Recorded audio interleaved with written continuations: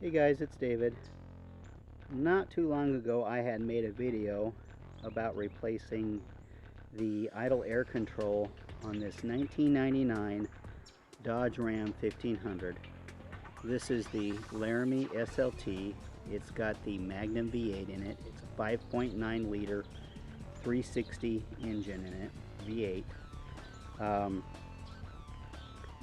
I thought at one point that I was just going to go ahead and sell the truck.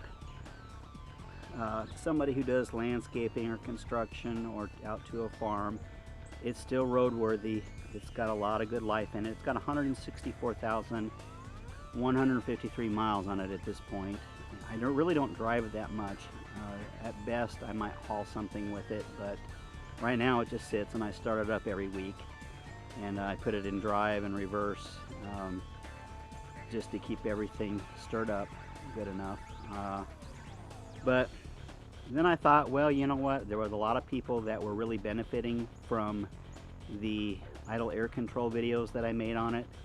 I got a lot of great questions, a lot of good replies, good responses from it. I thought I'll just keep the truck and just make it a YouTube project truck at this point.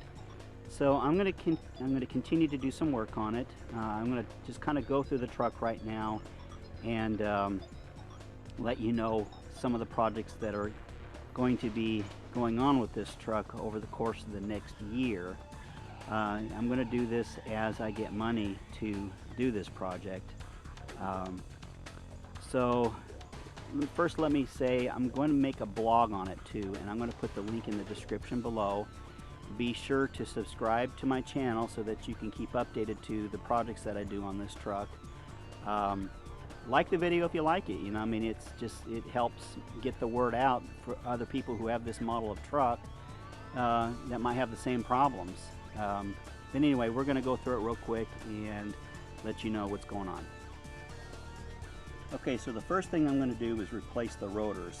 Every time I take a turn, the wheels make a grinding sound. I already know that it's not the bearings.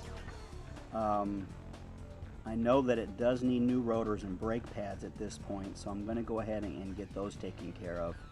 It might need new ball joints as well, and that could be a part of the problem, but I replaced the ball joints about 2 years ago, so that might be unlikely, but we'll see. Now on the back wheels, I'm going to probably go ahead and either have the brake drums turned down if they're still within spec, or have them replaced along with the brake pads. The mechanism that activates the brakes, they're brand new, so I'm not going to really worry about that. There also may be a problem with the axle bearings, so I'm going to check into that as well. About 6 years ago, I lived in a gated community, and one day I was leaving and I was behind a car.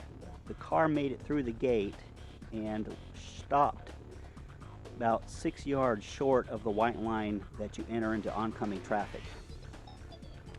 And that left the tail end of my truck exposed to the line of the gate. So the gate started to shut and it smashed up against this tail ends and broke it.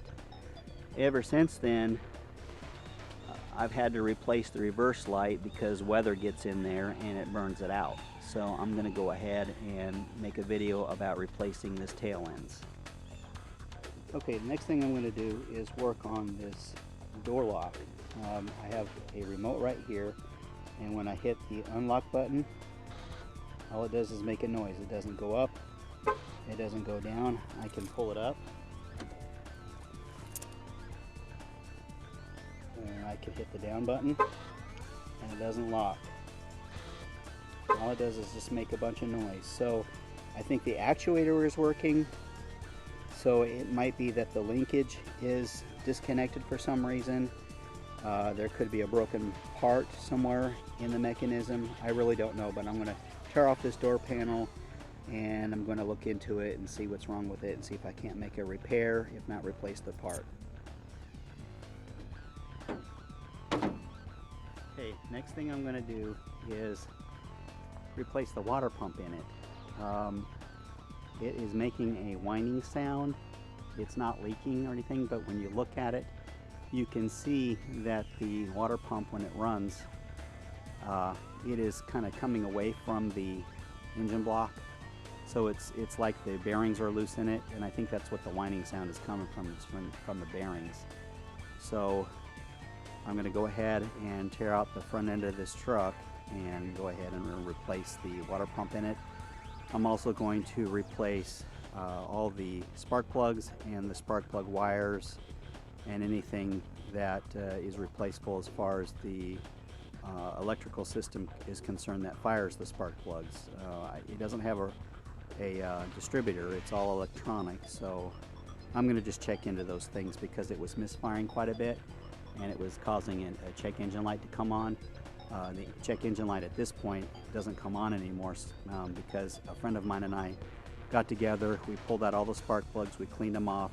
It was just indicating that they were running rich because there was a white substance on each of the spark plugs. Now, I had this thing tuned up about, it wasn't too long ago, I can't remember the date, and the company that I took it to get the tune-up didn't put the spark plugs in all the way and tighten them down, so I think that caused quite a bit of problems as it is. So next thing I'm going to do is work on the stereo. The stereo still works great, it's just the original equipment that came with the truck, but 3 of the 4 speakers stopped working, and I think it's just a wiring problem. They may have just overheated and just started to corrode and flake apart. So it could be just something maybe in the door as well, where you open the door, there's obviously in the hinge, those wires are going to move with the door and they may have broken. Like I said, this truck's a 1999 model, so it's an old truck. It's 13 years old now, so I think just looking into that might solve the problem and see if I can't splice them back together again and get the sound going to all 4 speakers again. Right now the only speaker that works is this back speaker in the back door.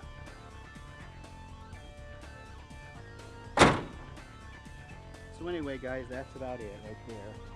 Be sure to subscribe to my videos so that you can keep up to date on what's going on with the truck. Like my videos if you find that what I'm giving you as far as information is concerned is good for you. And be sure to share with the community. Let them know that there are other Dodge owners out there that have issues and like to get them fixed. Talk to you soon, guys.